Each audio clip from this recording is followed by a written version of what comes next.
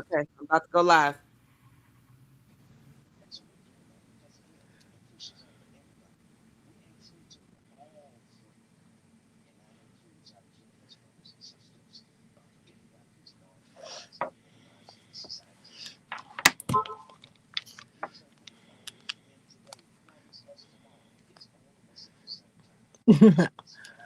That's right.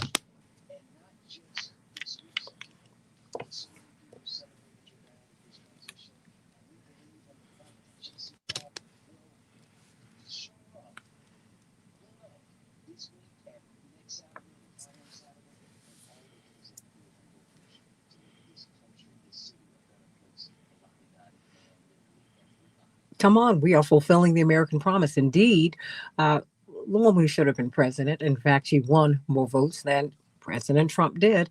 Uh, Former First Lady Hillary Clinton, former Secretary of State, former Senator, former everything. No one was more qualified to be in that office than she. She will be in conversation with Yusuf Jackson, but we are going to have Congressman Jackson. We have so many people going to be there, and we want you to be there. The great thing about Push is that we all mix. We remove the walls. You will be walking up and down the halls with everybody. So come on out. 930 50th Street, Dr. King's Workshop. So it was named by Reverend Jackson when we moved into the building. Oh my goodness, more than 50 years ago, 54 years ago. Back with more of Keep Hope Alive with Reverend Jesse Jackson, 866-594-HOPE, 866-594-4673. Join me on the Santita Jackson Show YouTube channel. Hey, and then Keep Hope Alive Reflections. Oh, Ryan, it's been so great. We're so excited about this podcast where we'll be reflecting upon Reverend's work. We're going to be pulling up old shows, but we're going to be letting you hear what we're doing now. We're carrying on with the work. And but you'll be hearing from Michael Jackson. One of the few interviews he gave was with Reverend Jackson, Barry Bonds, Abe Bolden, the first Black Secret Service agent at the White House. You'll be hearing those iconic interviews and so many more. Back with more of Keep Hope Alive with Reverend Jesse Jackson. I'm Santita Jackson. Back in just a moment. Your opinion counts. 1-866-59. I'm getting over pneumonia. So, but you know what's helped me a lot over the past couple of days? I've been eating lemons. I salted because I used to love salted lemons. And then once I've gotten all of the juice out of it, I salt them and I chew the rind and eat them. That acid in it. I want you all to know, everybody, I am doing so much better. I think Reverend Thurston just got off. Oh, yeah, I love Reverend Thurston, and I thank him for being with us today and for working with me. But you know what? When we come up, you're gonna have to mute me. Yeah, because I have this, but I've got to come in early one day and work with you or Jeremy if you're in the studio. Let me get Reverend Jeanette Wilson. Okay. Hi, hello, my morning stars. How you doing? Love you all. Girl, I'm so glad I'm doing better too. Because boy, this has been a tough. Hi, if you record your name and reason for calling. It's been a tough few. It's like I couldn't believe what happened to me. I had COVID like 3-4 weeks ago, everybody, and then I treated it aggressively, and I felt so much better. And then, but okay, I got up. I tested negative. 3 days later, I'm on the road. Blah, blah, blah. I hit like 3 cities. Came home, and I had a little tickle in my chest. Didn't really think about it. And this is what happened. And I had walking pneumonia. So, and it's been the nastiest cough. And you know what? I'm not alone. I was talking to one of my dearest friends last night. She's had the same issue. So everybody, please take care of yourselves. And please like and share the show, like and share the show, like and share the show. Oh boy. Like and share. Okay. Can't get Wilson on yet. I'm gonna call Attorney CK Hoffman. Oh yeah, no, I'll call her. So we'll do what we gotta keep this thing moving. Because she's actually going through. Good morning, Attorney CK Hoffler. It's Santita and Keep Hope Alive. Yes. All right, right, I'm gonna get you going. Hello, Hello, good morning. Attorney Hoffler. How are you? I'm good, Madam Santita. That's what I'm going to call you, Madam Santita. Girl, don't get me started. You messed me up today. Oh, when are you getting into town? I get in, I want to say, I can't remember, Wednesday or Thursday morning early, something like that. Wednesday night or Thursday morning early. Well, I definitely want to see you before you go. Okay, absolutely. And you're going to be are you doing anything? I haven't looked at the program, but are you doing anything on the program? No, but I will be there. I am going to record some interviews though. Okay, because I saw when there was some discussion. Do you want to do something on the program? Sure. I said so, but I left it to them to to work all of that through. Why don't you tell me what you want to do? And Okay. then I'll just tell them this is what I think we should do. Okay. Well, you know what? Just like this. I will reach out to you. I'll reach out to you a little bit later. Okay, that'd be good because I think I have a draft. I just haven't looked at it. Okay. I think I have a draft, and then and maybe it could be something that we're doing similar to today. Mm-hmm. I think that would be good because I can tell you offline they want this show to be used. Coming back up. Oh, okay. We can really amplify a lot of things that we're doing here. Yes. Yeah. Absolutely. Everybody like and share, like and share, like and share. Everybody like and share, like and share, like and share. All right. That's 1-866-594-4673. Hey, everybody. Keep Hope Alive with Reverend Jesse Jackson. We have our international conference, the Rainbow Push Conference that is coming up. That's right. At 930 East 50th Street. Starting on Wednesday through Saturday. You don't want to miss it. It's Reverend Jackson will be there in spirit. Indeed, what he wants us to do is to continue with the work. Up until he really took ill in November, he was pushing to be at the office throughout the week. He was at Saturday morning meetings. It took us a couple of hours to get him ready, but he was determined to be there. He said, I will rust out. I won't rust out. I will wear out. And he went back to heaven with his boots on. So now it's time for us to do the things that we need to do. You've got ICE, which is omnipresent. How will they reshape the midterms in 2026? You have got the Department of Education, which is being dissolved. But guess what? Did you know this, Ryan? Did you know this, Attorney Hoffler? K through 12 education is being moved to the Department of Justice. Why is that important? Because now we are losing the protections against child workers. So think about that. We're moving the education of our children to where we imprison our children. Think about that. And what does this say? How safe are our children if children below 12 can work a full-time job? Think about that. That's why we're meeting. What about voter registration? What about voter suppression? Will Congressman Cleo Fields still run, even though they've gerrymandered him effectively out of his seat? What's going to happen? What's going to happen in Texas? Boy, oh boy, oh boy, we've got a lot. What's going to happen in Maine this week? I can't wait to see that race. And what will be the fallout of Thomas Massie? Don't think that he's gone anywhere. There is so much going on. The Iran war, on and on. But we've got Attorney C.K. Hoffler, who is the chair of the board. You deal with NIL. Talk to us about that. Well, good morning, Santita. NIL, when I think about all the things, Santita, that you talked about, what most disturbs me is that our children, part of their fate is in the hands of the Justice Department officially by the federal government. That is so distressing. Related to that is what's happening in the space of NIL.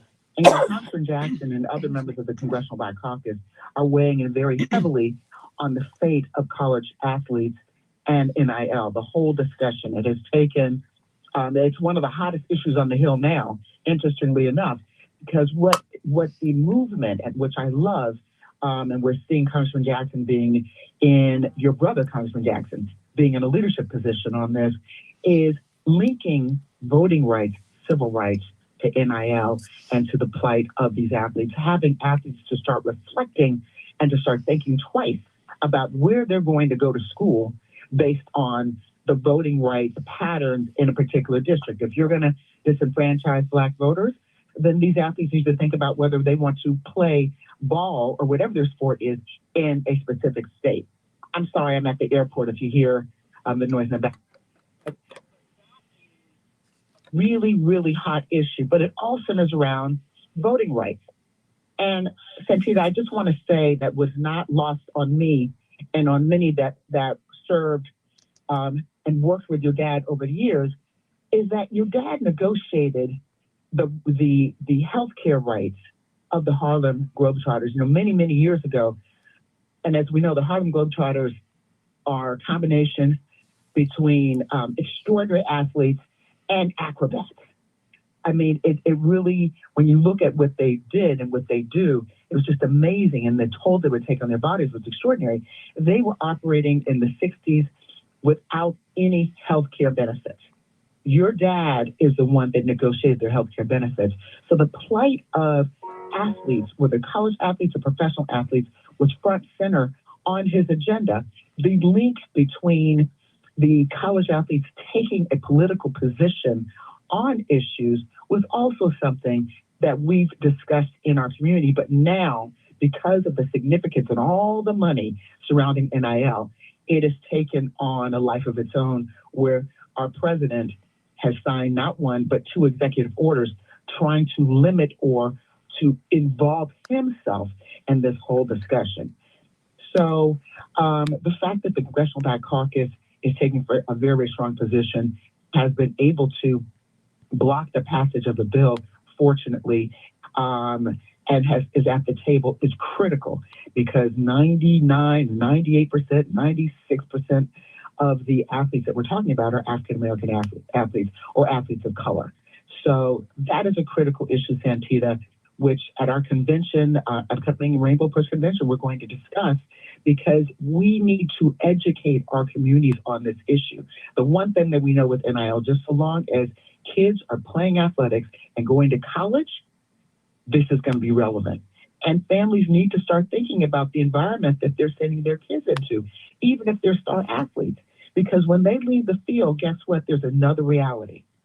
And sometimes the kids don't feel protected. They don't feel protected by law enforcement. They don't feel protected in their communities and school. The only time they feel protected is when they're on the field or when they're playing their sport. And there's something very wrong with that dynamic. So they have the power. They need to exercise it, but it's got to be in mass. It can't be, we can't have just a Lone Ranger or Colin Kaepernick, because then we're not going to have the impact that we should have. But Attorney Hoffler, I want you to get into that, because there is pushback from some people who said, look, this is the portal that our young people can use to get out of poverty.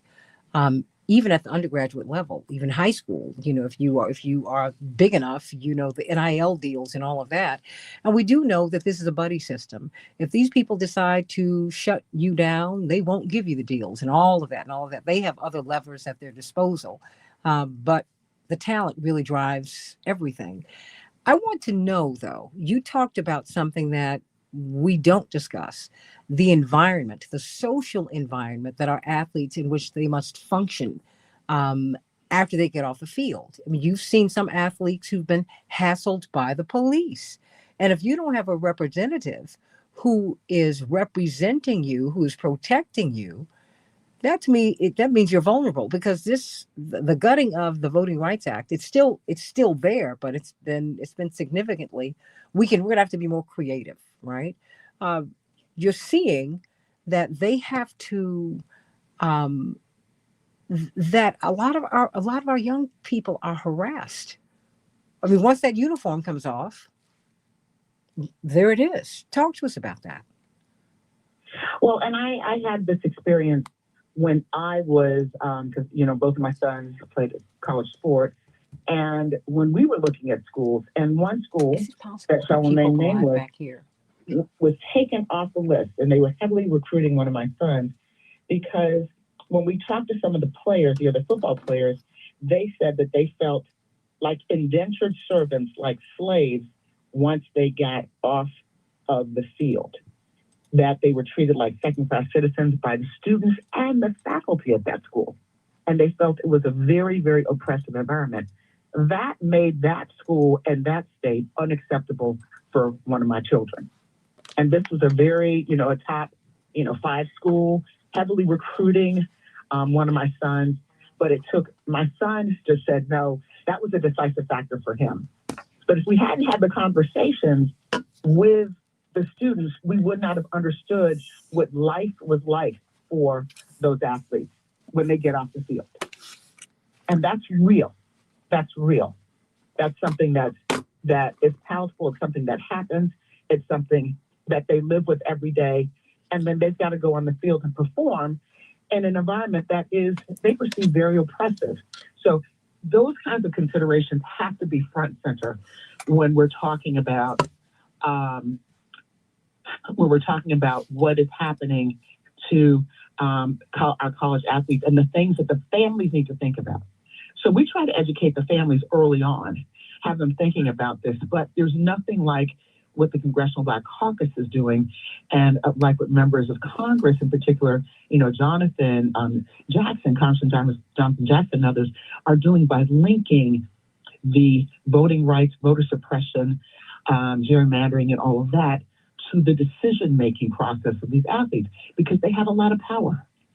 And so I do understand, because I've had conversations with many of them, that they don't want to get involved in politics for fear in this way, for fear that they will lose their opportunity. But what I encourage them to do, but it's got to be a movement, it can't be an individual, is to en masse start thinking about these things, because that's how they bring about a difference.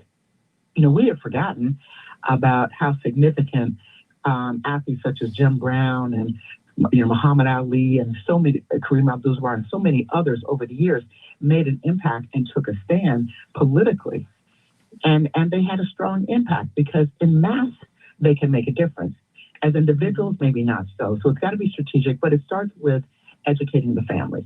Well, we're talking with attorney C.K. Hoffley, who is about to get on the plane. She's the chair of the board of Rainbow Push and will be in Chicago. We want you to be at the Rainbow Push conference. It starts on Wednesday morning, 9 o'clock. Doors open at 930 East 50th Street, 50th and Drexel. Get on over there. It is going to be something special. We're going to be talking with Hillary Clinton. That's right. There will be a fireside chat with Hillary Clinton. It's going to be something really exciting, but we have lots of people there. It will be a great coming together. What did they used to say? Harambe. That's right. Coming together. That's what we're doing. So everybody, please get on over there and check out our podcast, Keep Hope Alive Reflections. You can find that on Apple, Spotify, the iHeart app, of course. Please like and share this show. Yes, we're up every Sunday now, everybody. Yeah, I'm back. That's right. And you'll be seeing me throughout the week here on the Santita Jackson Show YouTube channel. Back with more of Keep Hope Alive in just a few minutes. Stand by. Let's see, find 400 years. I love you, CK.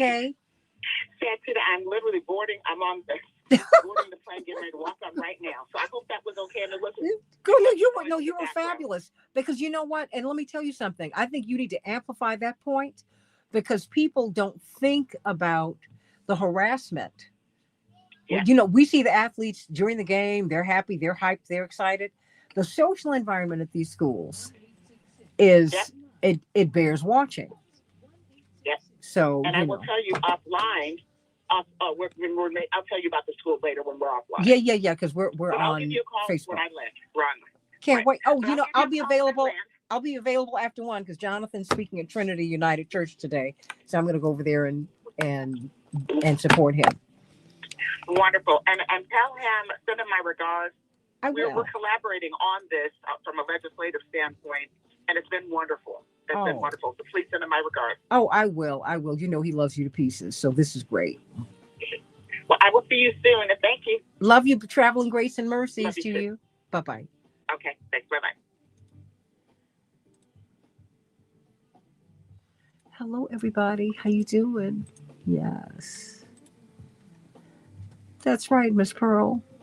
They have to use their voices. I mean, think about Attorney Dale Jones. Oh, hey. Is he on now? Calling now. Oh, okay. Please leave your message. They need to use their voices because I can tell you, and Ariel Gold, you can try and get her up. You know, look at the children of Birmingham, Alabama. You know, you couldn't tell them not to use their voices. Hi, They if you needed to record do your that. name and reason for calling. You know, that's to say that I'm too young to be in this fight. No, you're not too young to play for these schools. Think about that. You're not too young to go to war. And if the children Good morning, of Ariel. Let me Birmingham, get you locked in Alabama, with Santino. will get out. Hope How are Alive. you? Think about Good. How are you? those who Good, owe good. it to the I'm gonna get ancestors. you locked in with Keep Hope Alive and Santito. Okay. Ariel Gold, Yes. are you coming in on Hello, Tuesday? Santita. It's still not certain between Tuesday and Wednesday, Well, but likely Tuesday. Let me know. Okay, will do. Let me know. Because I'm so glad that you will. You know what? Let me tell you, eating those lemons, eating them whole, has helped me a lot. And I can't get Interesting. Daryl You have Jones to on. tell I'll me let you more know if he about calls that. back. Oh, let me tell you. I used to eat salted lemons when I was a child. I loved to salt lemon and lick them. But what I did this time, in addition to doing that, I chopped them up, salted them, and chewed the rinds. Interesting. That's what And essential what does it oils are. help? I'm going to tell you, Hold on. the coughing that I was doing, Yes. oh boy, I'm coming up right now. Hey, everybody, Keep Hope Alive with Reverend Jesse Jackson. We are meeting this week at the Rainbow Bush Convention. Everybody online, please like and share the show, and let people know that starting on Wednesday, we will be at Rainbow Push at 930 East 50th Street. And, you know, let's talk about that. You know, we want you to be there. We want you to meet us at 930 East 50th Street. Just come on. You will not be turned away. We will be at home. We are going to be at home at 50th and Drexel. And you don't want to miss these conversations. We're going to have a youth component. We are talking about voter registration, voter suppression, gerrymandering. We're talking about the 2026 midterms, 2028.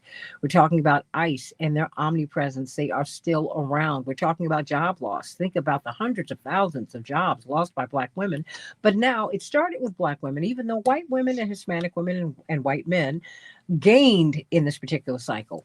Trust me, they'll be flushed out too, because they say that, you know, when white America has a cold, Black America has pneumonia. But if you don't treat the problem, everybody's going to get taken out. Think about AI.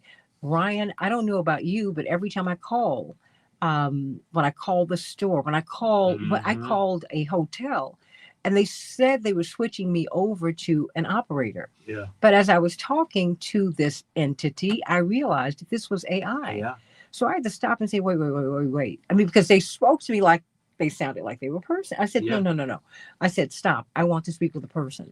And then they finally, after 2 passes, sent me to a person. So wait a minute, honey. This is happening to everybody. Yep. So we need to talk about AI, because AI also has some higher uses. But you need to understand it. You need to understand it. You don't just need to reject it out of hand. No, what we need to do is understand it so that we can demand and know how to use it in a way that will benefit humanity and not decimate it. So we got a lot to talk about. Hey, Billy Wingo Jr. and Carol Sanders and Carol Soskin, and my sister from another mister out there in the hills of Beverly. Pearl, how you doing? Shep Pearl, everybody sending you all so much love. And go to your Spotify and your Apple podcast and your iHeart podcast. We are up on Keep Hope Alive Reflections. Keep Hope Alive Reflections. As we continue to grow, you're going to hear more of our iconic interviews from back in the day. But we're going to marry them to that which is current, and we're very, very excited about it. And so, everybody, let's get to it. We are meeting at Rainbow Push this week. We've got a couple of issues that we want to amplify here. We're going to have the Chief Chuck Hoskin. He is the chief of the Cherokee Nation. He's essentially the president of the Cherokee Nation. Remember, 47% of Oklahoma was to have been returned to the Cherokees. That's right. That decision was rendered by the Supreme Court. Has it happened yet? No, but it's on the books, everybody. We're going to be talking with Dr. James Zogby, veteran of the presidential campaigns of Reverend Jesse Jackson, of course, one of the great leaders in our international struggle for justice. We're going to be talking with him about what's happening with the Democratic Party, and particularly what's happening in Florida. Debbie Wasserman Schultz wants to run basically for a seat that was held by Black people for decades. She said, I can represent you as well as anybody can. And the Black Caucus have come together. They are asking her not to do that, but she presses on. What do you think about that? But let's talk about ICE. Let's talk about our vote.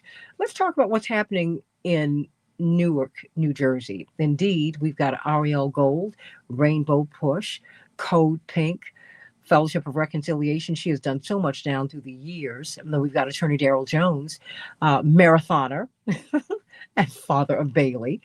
And of course, he is the chair of the Transformative Justice Coalition. I'm so glad to have you both with us today. I want to start with you, Ariel Gold, because this week we have been looking at all of these protests at the detention centers for the undocumented.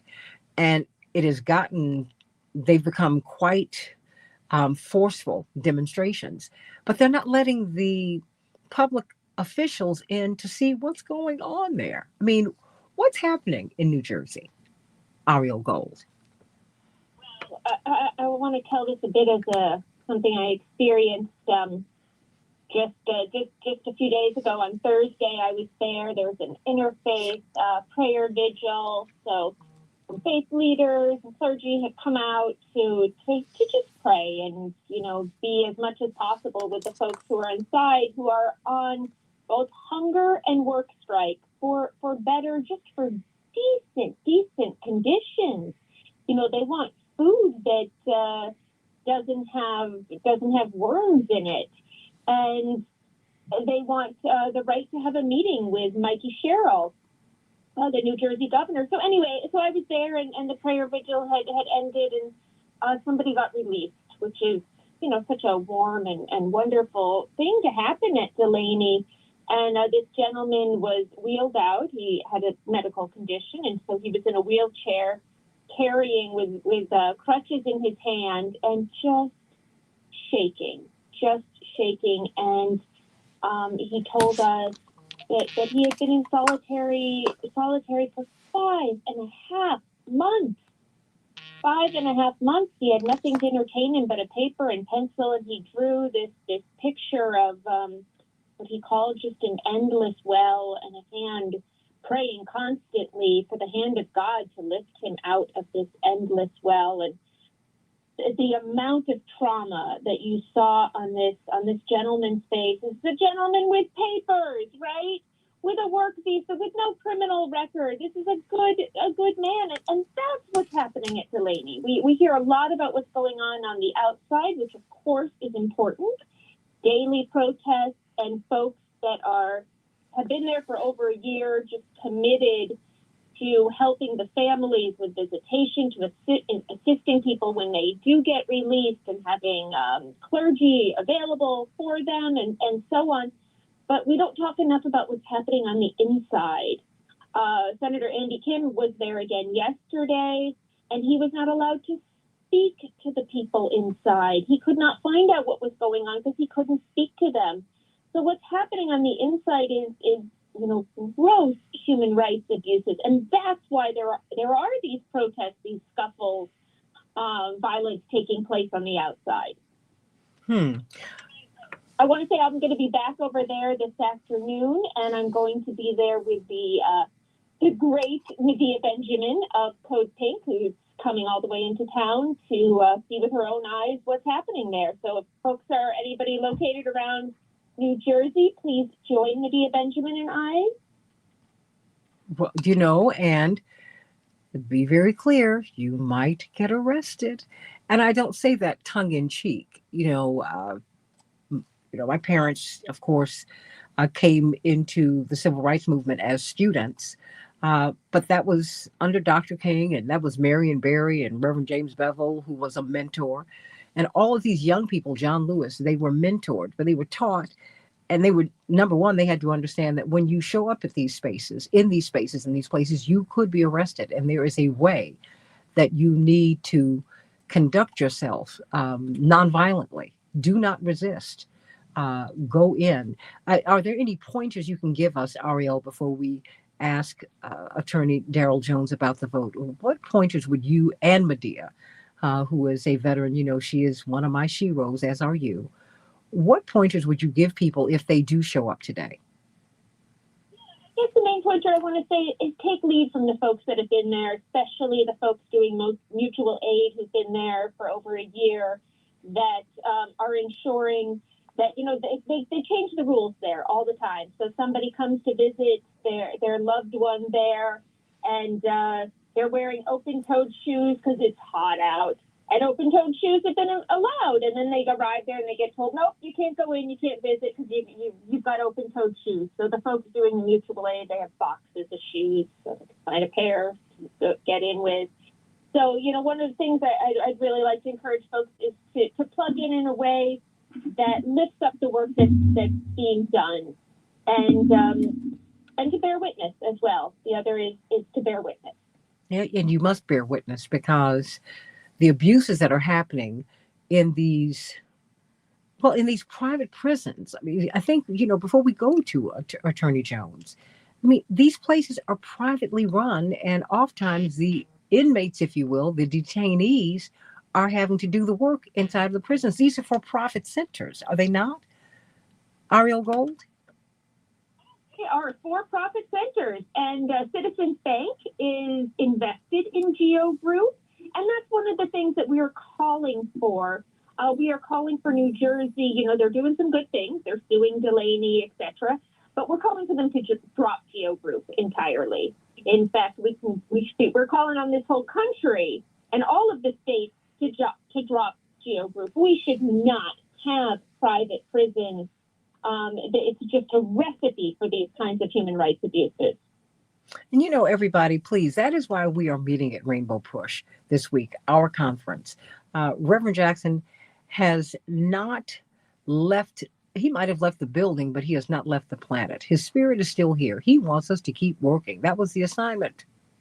Ariel Gold, Ryan Lee, that was the assignment. Keep on. He said, I will not rust out. I will wear out. And he kept on pushing to be at the Saturday morning meetings, to march, to show up at the office, really until his health took the final turn in November, December.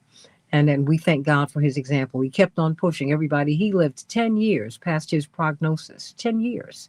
The doctors were amazed that he had pushed on so long. And the struggle continues. And the victory is certain. That's the other side of that, when the struggle continues. My handsome marathoner, Attorney Daryl Jones, he runs marathons on the weekends. I don't understand it, Ariel and Ryan. It's a whole lot. Hour two. I don't know how he does it. And he's up with us today, so I'm not mad at him. So talk to us. What are we looking at in terms of the vote? Is it as dire as it seems? I mean, is there a way out? What's going on? Great to be with y'all. It is a dire situation, but there is a way out. I mean, what we're seeing happening with the vote this year, it is, unfortunately, some of what we predicted.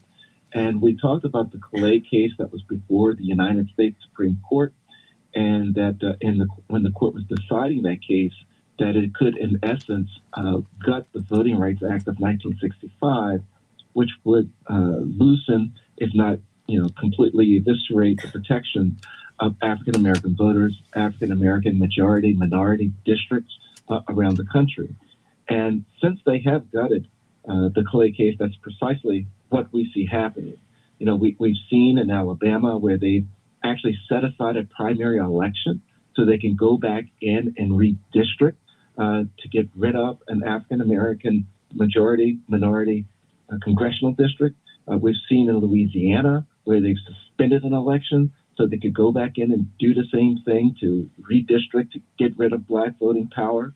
But all is not lost. And we know that in Georgia and Mississippi, they're also looking to do redistricting post, however, the 2026 midterm elections. But all's not lost, because what we're also seeing now is the response from the supporters of a true democracy, of a multiracial democracy, and showing up and beginning to register and vote in really high numbers. That's got to be the response to what's going on right now with regards to what we call the Roberts 6 of the Roberts Supreme Court has done. Because what they've done is they've unleashed just a vicious attack on black voting representation across this nation. The response to that has got to be for African Americans and supporters of African Americans and supporters of a multiracial democracy to step up and register and vote like never before. It's because of that. It will be because of the number of people that register, the number of people that vote, the people they put in office, that will be able to push back with regards to what we see happening as a result of this decision in the U.S. Supreme Court and its immediate effects as it's going across the South and different parts of the country, including Illinois, right, who's now taking up redistricting. Well, Attorney Jones, what is the buy-in for people who are not black? I certainly believe in the rainbow, because I think that I know that coalition politics works. The 1% are up against the rainbow, which is LGBTQ plus. Although many LGBTQ plus members who are of the white community side with their whiteness, as many white women do. I mean, it's just the politics is really complex until we feel personally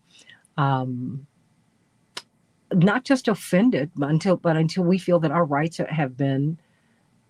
are being diminished. What is the white buy-in? What is the Latino buy-in? What is the Asian buy-in on voting rights? The buy-in for non-African Americans, I think, is precisely this. As you were discussing with Ariel Gold about the ICE detention centers, those that will stand with the treatment of people that are not white, that don't look like them, typically are African Americans, typically are other non-whites. So when you have representation from those communities that are in place, you can address those issues that you care about. It's interesting because if your issue is education, right? The public school system throughout the South and throughout much of the country really came about with the push of African American elected officials post-Reconstruction. So, all of the issues that many progressives and that many people care about are issues that are pushed forward with elected officials that come from African American backgrounds. So if you have African American elected officials, you're more likely than not going to have your issues, if you're progressive issues, that are addressed by those elected officials. When you start removing that element, those elected officials from the playing field, then the issues that will take the day will be the MAGA issue. What they're setting up is an authoritarian playbook of having people that are in place that support the issues of the administration that are currently in place, which are issues that are adverse not only to African Americans, but they're adverse to LGBTQIA, they're adverse to the Latino community, they're adverse to the Asian community. That's not where their focus is. So if you want to have people in place that support your community, to support those communities, then you need to be certain that you're standing up to support the structure that will be able to put in place the elected officials that will be able to push forward that agenda as well. Everybody, this is why we are meeting. We're meeting. And that's why we also, as we're going to be pulling up these iconic shows that we've been doing since 2004. Reverend Jackson, every week, Ariel Gold and Attorney Daryl Jones, if he could have talked about the vote, if he could have talked about just purely that, and our civil rights and why we must fight, I promise you he would have done that every week, which is what we've been doing since 2004, April 4th, 2004, to be exact. We want you to be at the Rainbow Push Conference. Please meet us early in the morning, 9 a.m. at 930 East 50th Street. There will be a fireside chat with Yusef Jackson and former First Lady, woman who should have been president, of course, Hillary Clinton. Very, very excited about that. That is going to be, the fireside chat will be on, oh my goodness. Well, just go, it will be on Thursday at 930 East 50th Street. And so many people will be there, and we will be in one space, in one place in the building, and we will all get a chance to talk with one another, not just on the stage. But the unique thing about Rainbow Push, about the way Reverend Jackson and Mrs. Jackson and so many people came together to found the organization, pulled the organization together. It was people united to serve humanity. There were no big U's and little me's. It was all a big we. And so you could see John Johnson and George Johnson, Johnson Publishing Company, Johnson Products, and Don Cornelius walking up and down the hallways and eating together in the community hall. And we will have that kind of coming together this week at Rainbow Push. So please meet us there, and also meet us at the Keep Hope Alive Reflections podcast. Tell everybody about it. Spotify, Apple, iHeart, everywhere. And of course, the Santita Jackson Show YouTube channel. If you just come back here, you can hear and see the show. But we want you to be there. We need you to be there. You need to be there as we're talking about our voting rights, voter suppression. We're in the midst of the 2026 season. It is here, everybody. It's not in the fall. It's happening right now. Maine. Everybody's wanting to see what's going to happen there. What's going to happen in Florida? Debbie Wasserman Schultz. Is she going to stay in? Hey, I got just really quickly, I got about a minute, less than a minute. Ariel Gold. Well, Ariel, do you think Debbie Wasserman Schultz is going to stay in the race?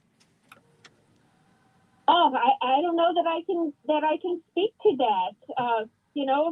I want to say I hope not. Well, Attorney Daryl Jones, what do you?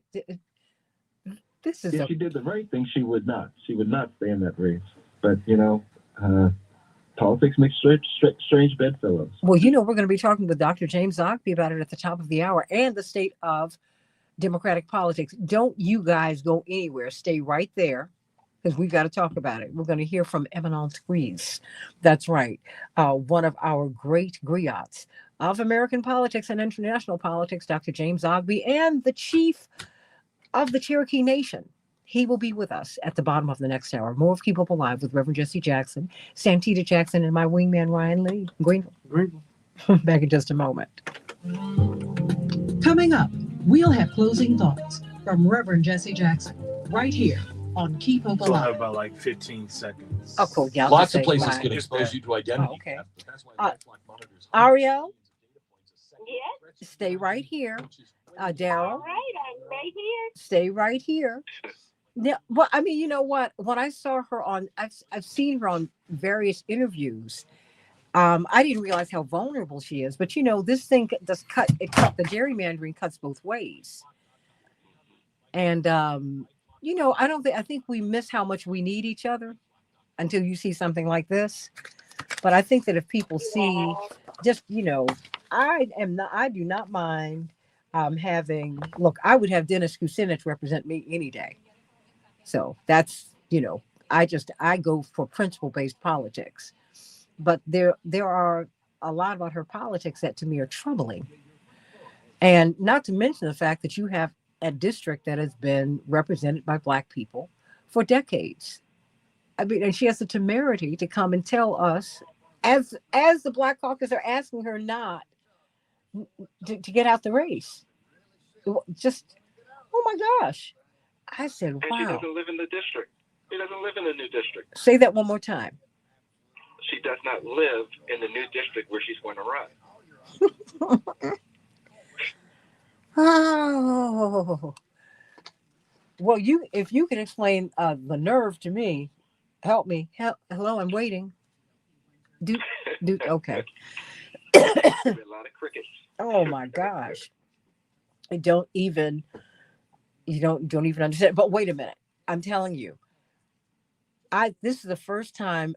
I mean, I get into coughs coughing jack. So if you hear me have to if you hear me kind of drop back, please jump in, because I've been getting over this walking pneumonia, and the congestion in my chest has been awful. There was nothing that I could do for 3 nights. I did not sleep because I could not breathe.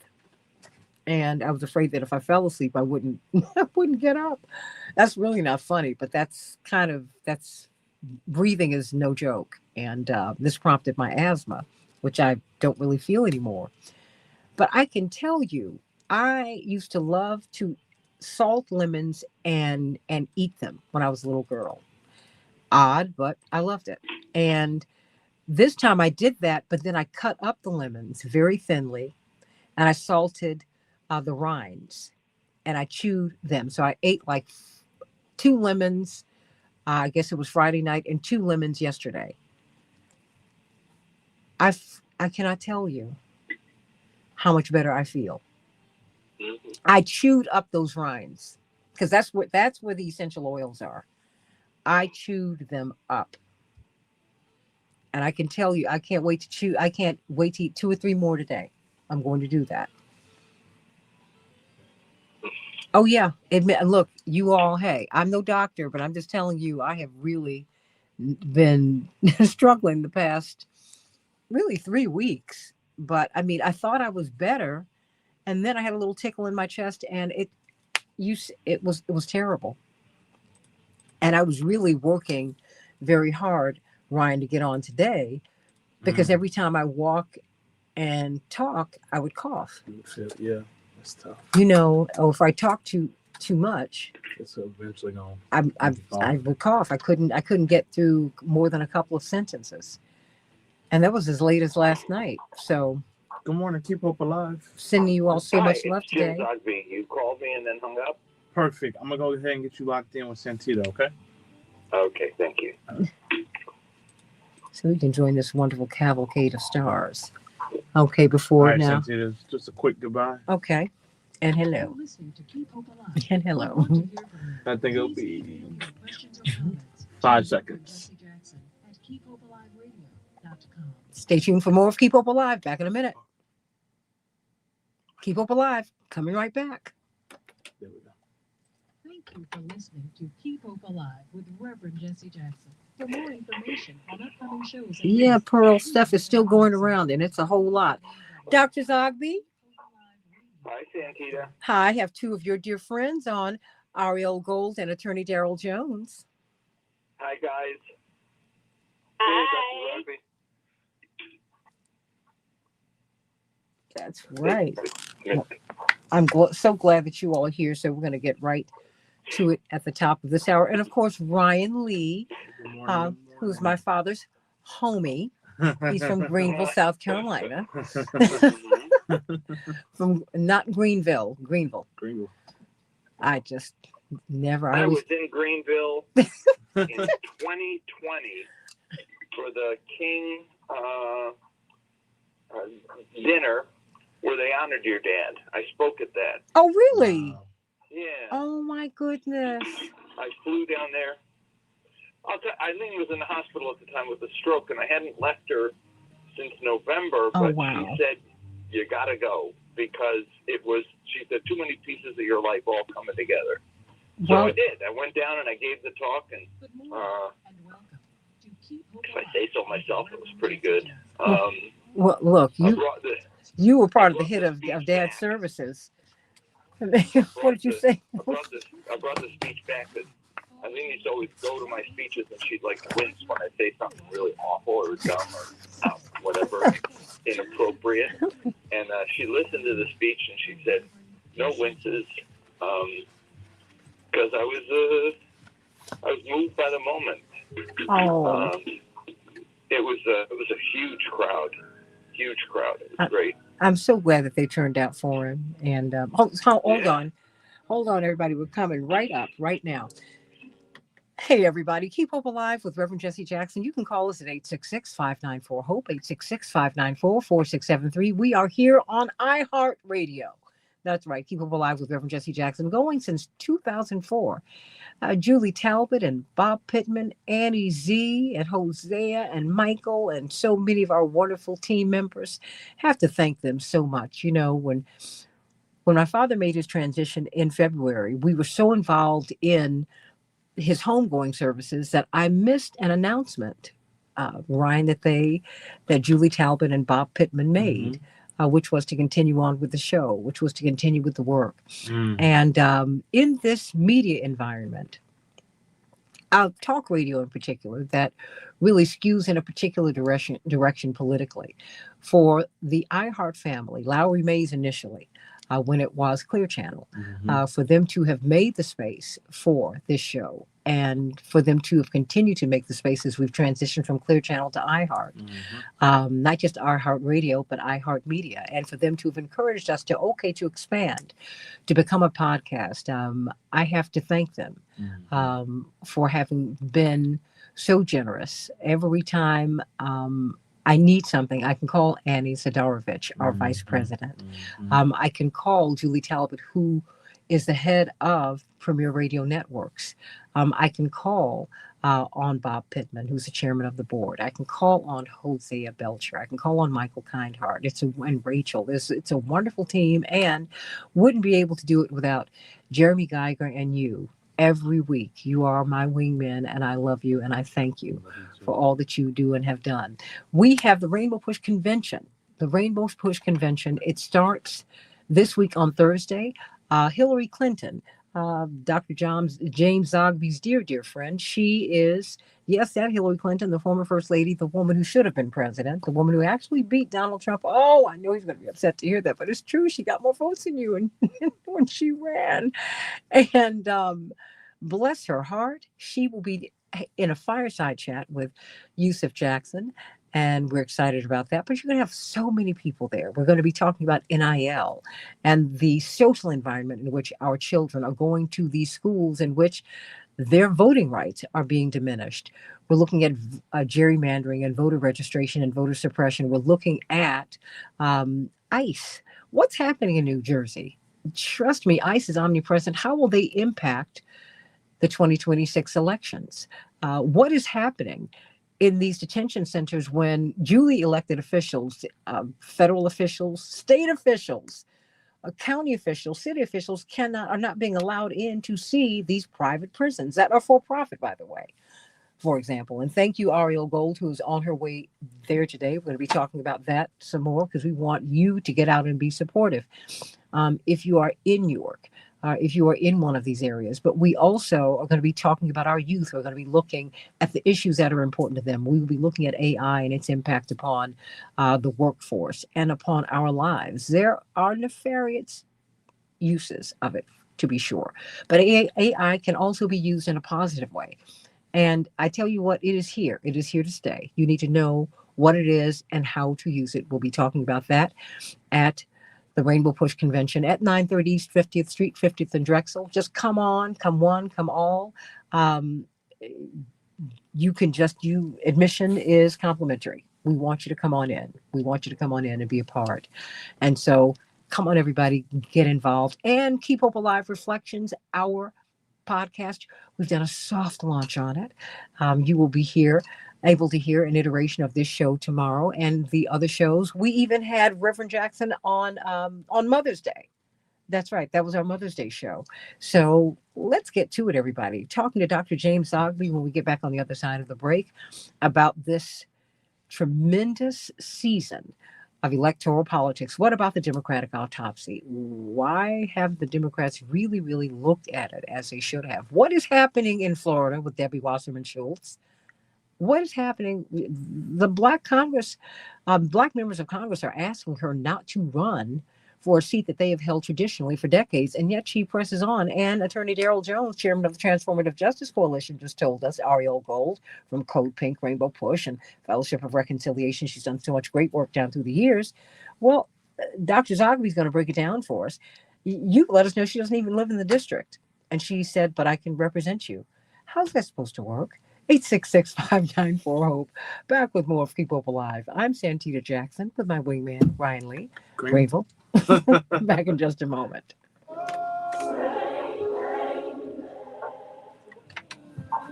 Your opinion counts. 1-866-594-HOPE.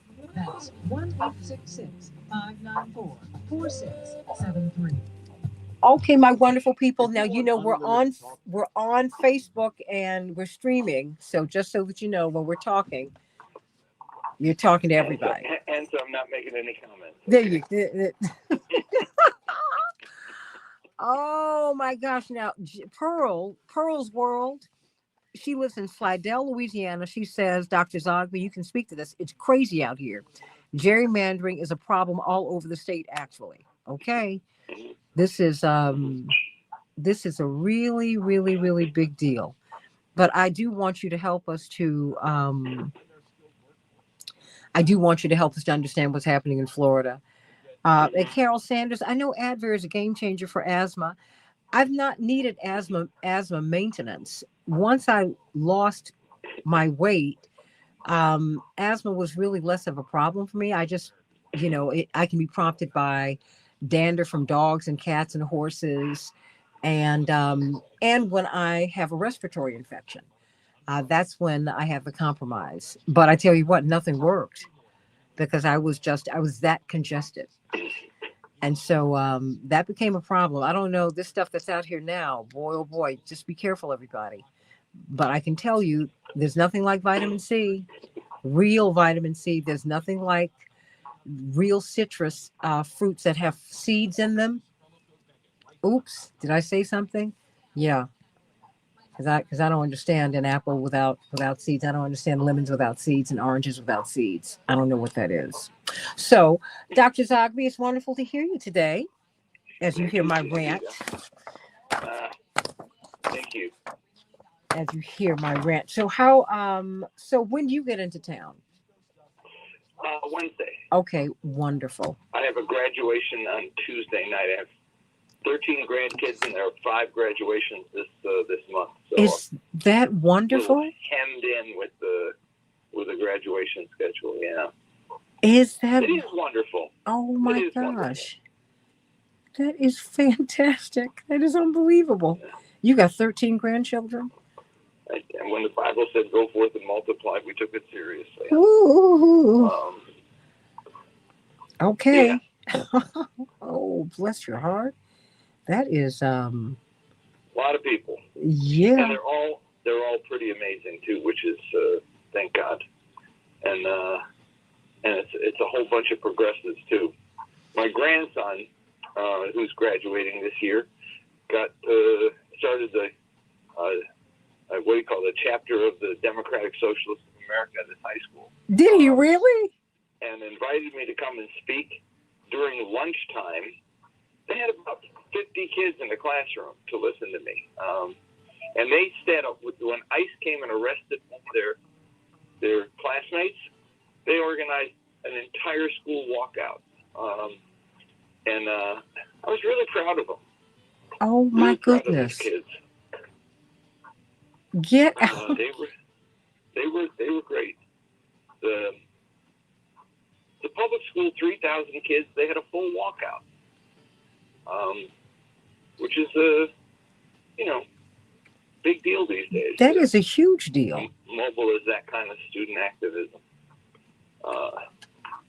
When the principal spoke at the graduation on Tuesday, he said, "This is my first year here." He said, and I want to say, as much as we tried to impart lessons to these kids, they taught us a lesson when they organized that walkout. He said they taught us about compassion and empathy and principles, and it was just great. So they even moved not only each other, but they moved the school's administration. But you know what? I wish you'd even, we're about to come up. I wish you'd speak to that because our young people really do want to be involved. Sure, stand by. Sure.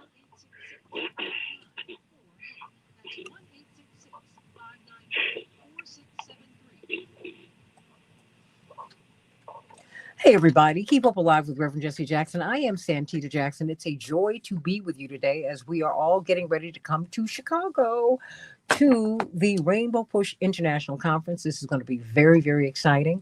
Um, yes, Reverend Jackson is not here physically, but he is here in spirit. You know, he said, our father said that I want to wear out, not rust out. And that is what he did. He kept on pushing literally until his health took its ultimate turn as he was ascending, as my brother Jonathan, Congressman Jonathan Jackson said. You know, we've spent our lives saying, run, Jesse, run. Well, we had to say, rise, Jesse, rise. And as we started to watch him rise in November, he was still working to get to push on Saturday mornings to our Saturday morning forum. We do hope you'll join us there every week. And you can see us on the Word Network and on rainbowpush.org. But we want you to come to the convention. You need to be there. What's surprising, as Ariel Gold, who will be going to the detention center in Newark today, we pray for you, to you and Medea Benjamin, my hero, to be safe, and Attorney Darrell Jones, chair of the Transformative Justice Coalition, brilliant marathoner. We've got one of Reverend's closest friends and just co-workers for the past 50 plus years, Dr. James Ogby, with us. Before we get into what's happening in the Democratic Party and particularly what's happening in Florida, help me to understand, you have 13 grandchildren, 5 graduations. Goodness gracious. How wonderful is that? And your grandchildren are really excited by these times. They're active. Talk to us, Dr. Zogby, because we have a youth component to this.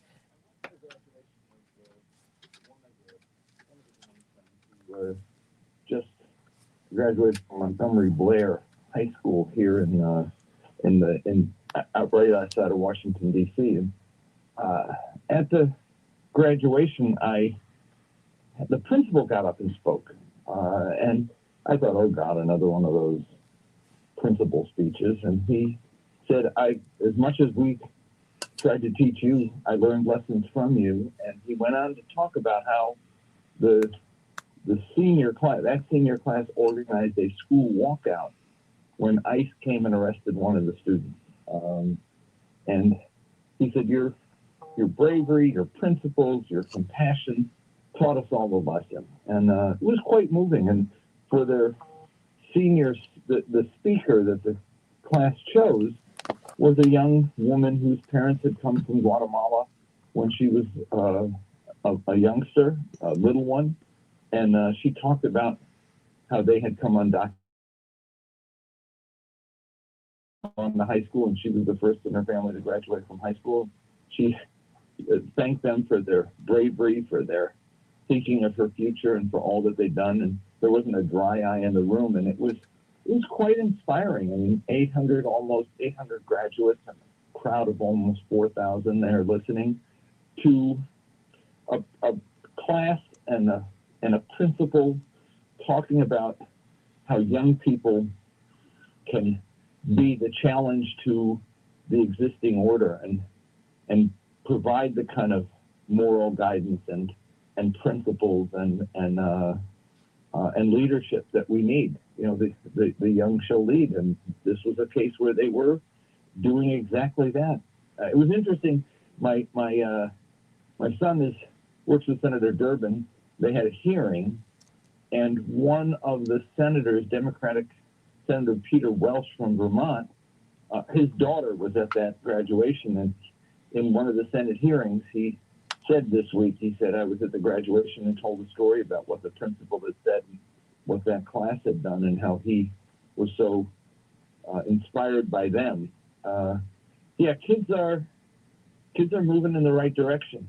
We can see that in polling, but we also see it in their activism, and I think it's just something to be hopeful about. You know, and it's so ironic that, you know, the Democratic Socialists of America, of course, we look at Bernie Sanders, who came out of the Jackson campaign. It seems that those campaigns gave birth to so much. And really, talking about reciprocity, political reciprocity, that was always a big deal. And that's what we're looking at in Florida. The Congressional Black Caucus, led by um, Congresswoman Yvette Clarke from Brooklyn, uh, and other members of the CBC are asking Debbie Wasserman Schultz, a leading light in the Democratic Party as a whole, not to run for a seat that has been traditionally held by Black representatives for decades. What's going on with that race? Schultz can run in the district she's in. It's a competitive race now because it's been redistricted.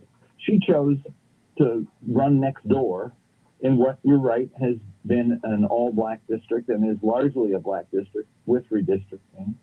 And it's because Debbie Wasserman Schultz puts Debbie Wasserman Schultz ahead of everything else.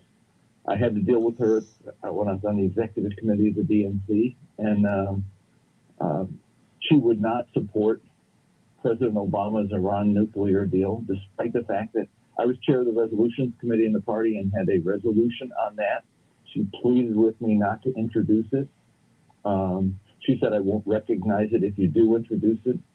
She was concerned about her financial backers from AIPAC and about her own views on this issue. And I said, look, we cannot leave this meeting without the Democratic National Committee supporting our president.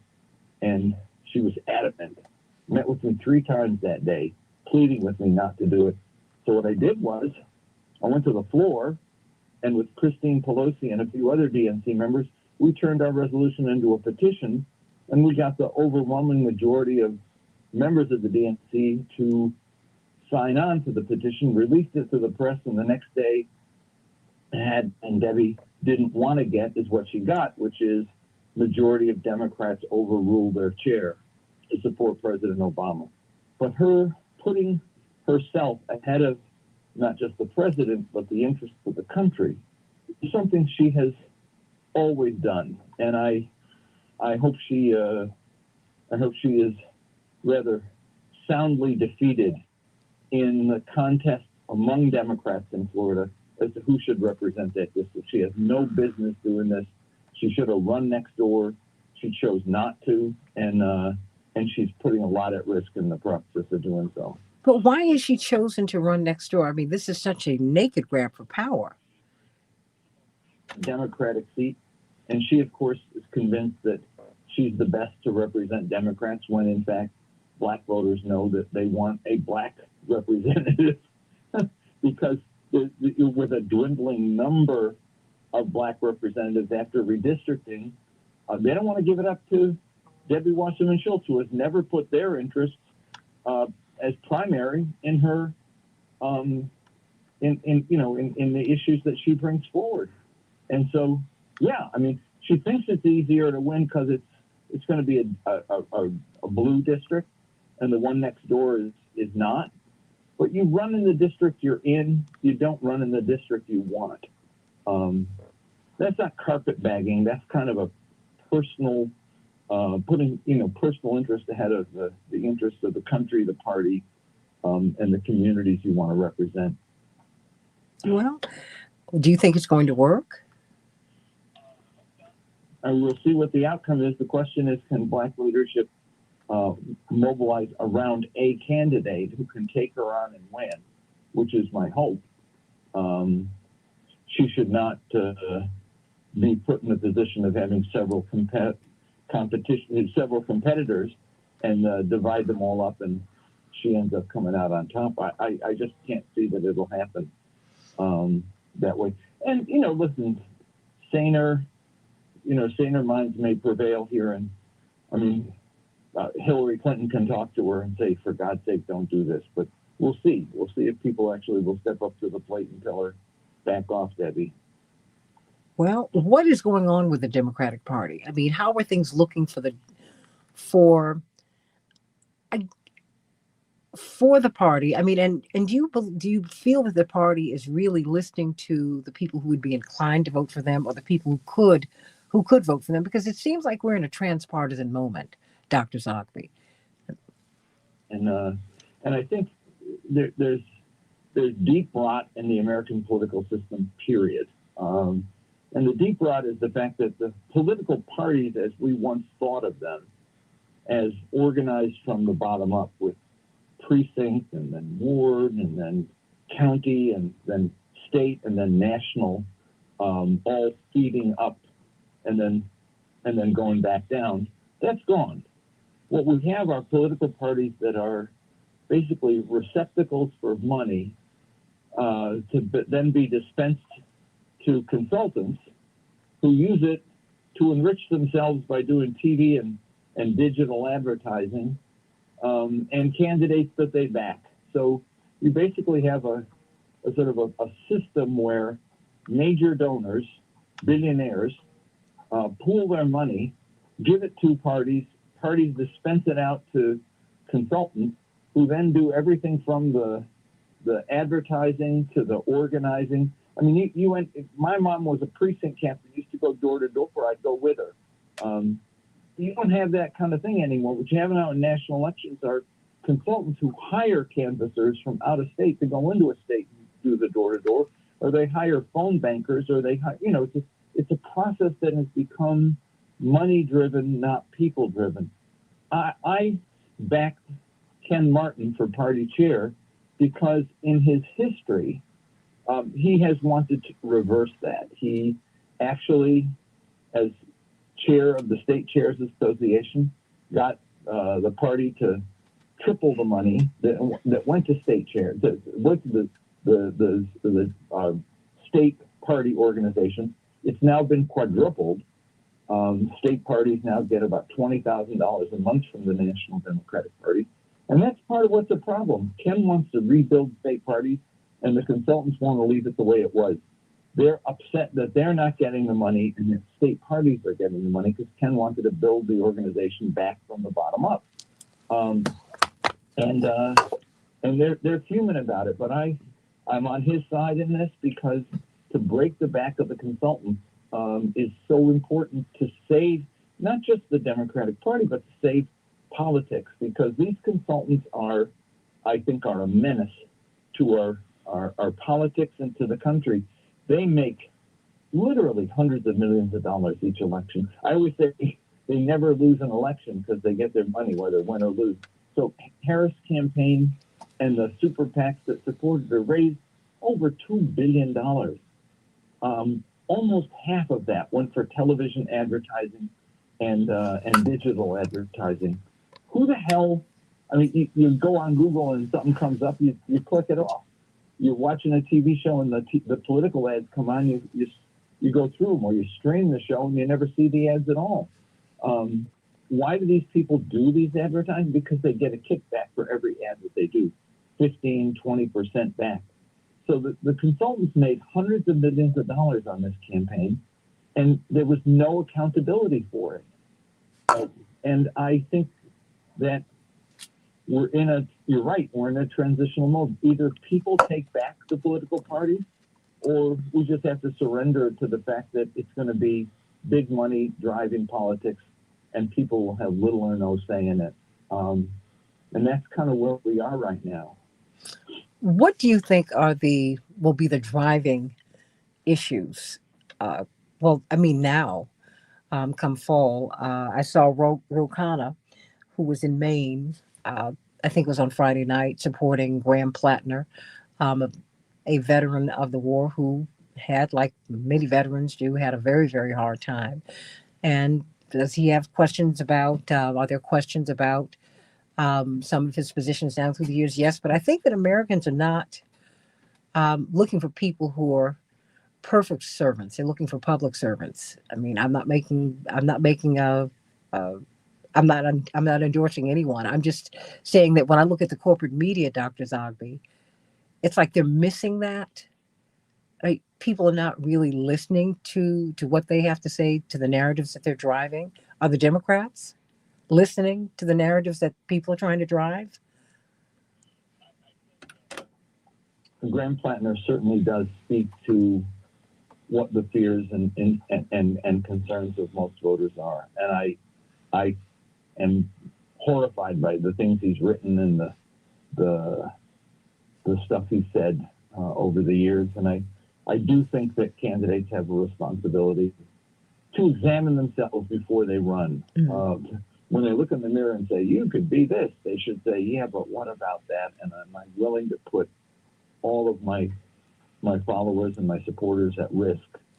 And I don't understand why. I mean, I don't understand why when they look in the mirror and they examine themselves, they don't see a stop sign that says, you probably shouldn't run because of this. So he went ahead and did it. He's going to be the D in the race. Is he perfect? Absolutely not. Should he be ashamed of what he's said and done? Yes. And I think he says he is, but I still can be upset that he's put us all in this position. But you're right. I mean, people want a political process and to bring candidates to the forefront who speak about them and their needs. I mean, Donald Trump, despite the fact that he is a god-awful, wretched person, got that. And, you know, he didn't mean it, but he'd say, I understand you're feeling screwed, and I've got your back, and I'm gonna fight for you. You can trust me to do it. It was a lie, but people want that. They don't want mush. They want somebody who's going to fight for them, and Plattner is saying he's going to do that. The person who was in the race before did not say that or mean that, and we're in a transitional phase here where the sort of the media construct candidates who were all things to all people are fading, and what's coming to the fore are people who are going to fight for the interests of people. The question is, do we trust them? And do they have a record of fighting? That's what these elections ought to be about. What we do know is that Susan Collins does not have a record of that, and has made it clear on so many occasions when she struggles and anguishes over and I'm really troubled by this, and then she votes the wrong way almost every time. Well, no, she votes her way. I mean, and then you had Chuck Schumer basically give her an endorsement a few days ago on the House of the Senate. No, she's voted. She's never missed a vote. You saw that a few days ago? Yes. And I said, wow, what an endorsement. I mean, really? You'd rather have her stay in than bring a Democrat in. What is going on, Dr. Zogby? What is this? Know what's going on with Chuck Schumer. He never should have had the job in the first place. And again, this is the guy who puts Chuck Schumer ahead of the interests of the country and certainly ahead of the party. I mean, his fight back with Howard Dean, when Howard Dean started to try to build the state parties, and his fight now with Ken Martin, as Ken Martin is trying to do that, saying in effect, the money belongs to us, get out of our way. And all he wants to do with it is just funnel it out to consultants to enrich themselves off the process without any attention to whether or not this actually has long-term benefits for the progressive movement in the country. Chuck Schumer is famous for picking people who serve interests he has in mind. Look what he's doing in Michigan, supporting Haley Stevens in that race, where you have two progressives. McMorrow, a wonderful woman with progressive values and a record to show it, and Abdul Saeed, who was my favorite in that race, who, again, incredibly smart and progressive on all the issues, and instead Schumer is putting his money on Haley Stevens, who... Stay there. Stay right there. More people alive. That's why you need to be at the Rainbow Push Convention. 1-866-594-HOPE.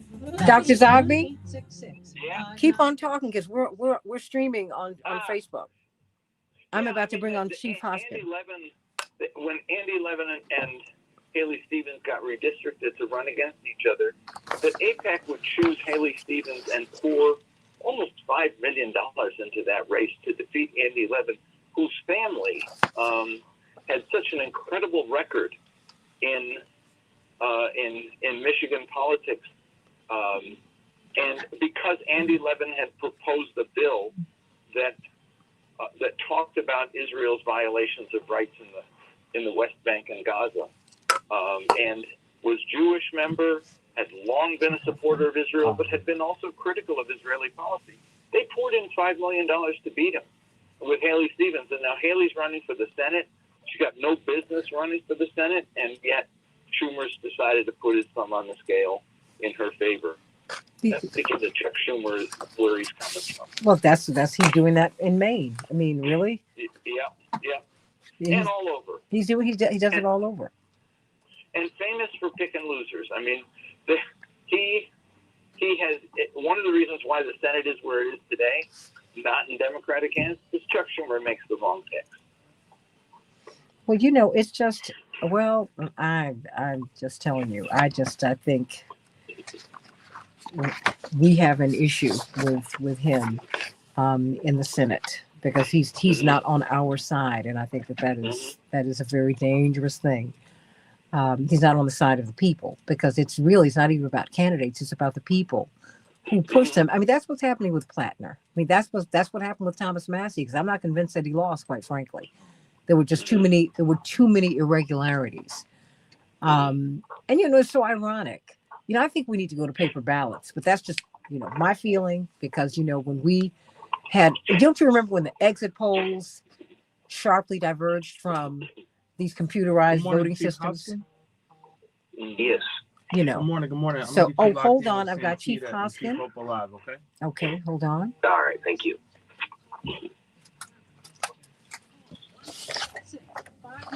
594-HOPE. That's 1-866-594-4673.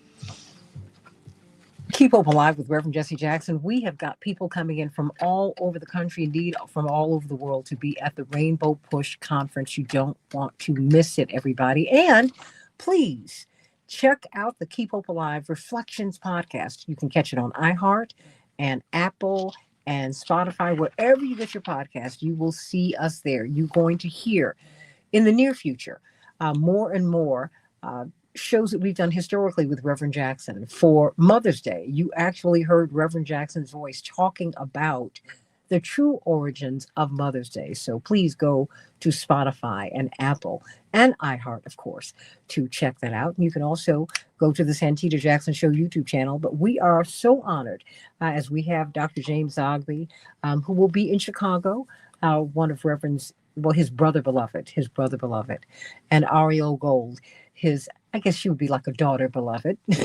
We love Ariel Gold, who is on her way to the detention center in Newark today. We are certainly praying for her and Medea Benjamin and all of these brave souls who are going to look out for the souls of their fellow brothers and sisters who are detained and sometimes in solitary confinement. And I guess one of the insults is that they have to take care of the building because these are for-profit centers that the detainees are running. Wow, you cannot make this up. And of course, Attorney Darrell Jones, marathoner, father of Bailey, the fluffy one. But of course, he is the chair of the Transformative Justice Coalition.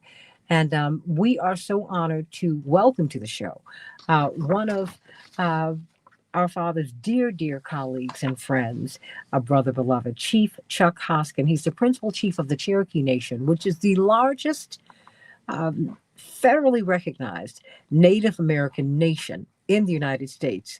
More than 470,000 citizens. We're so excited to have him here. He's part of the Rainbow. He will be speaking there. But there's a lot that we need to talk about because I was sharing with my technical producer, Ryan Lee, this morning. We are from South Carolina and Florida. Florida's different because you do see a lot of, about the indigenous past history of that land and really of the whole country. But when you go into the middle of the country, in the South, you see the white-black dynamic. But when you go into the middle of the country, the so-called free territories, you really do see the amplification of indigenous rights, as we should all over the country. I mean, indeed, the Supreme Court said 47% of the land should be returned to the First Nations. And so we want to talk with Chief Hoskin about where that is. We want to talk about the ceding of a congressional representative. They are to have a sitting congressperson, just as Washington D.C. does, and we want to know what the holdup is with that. Kim Teehee really is Congresswoman Teehee. So, welcome back to the show, Chief Hoskin. We look forward to having you with us at the Rainbow this week. How are you this morning? I'm doing wonderful. It's good to hear your voice, and looking forward to a visit. I'm so glad that you're with us today. Help us to understand, where are we with the indigenous question in the United States today? Indeed, the theme of our convention is fulfilling the American promise, and we break every treaty with you, every single one. How can the promise to the indigenous peoples of this land be fulfilled? What is it that we can be looking for, that we should be doing? Yeah, that's the question. You know, the country is like so many other foundational questions, is still wrestling with it. The question of indigenous peoples.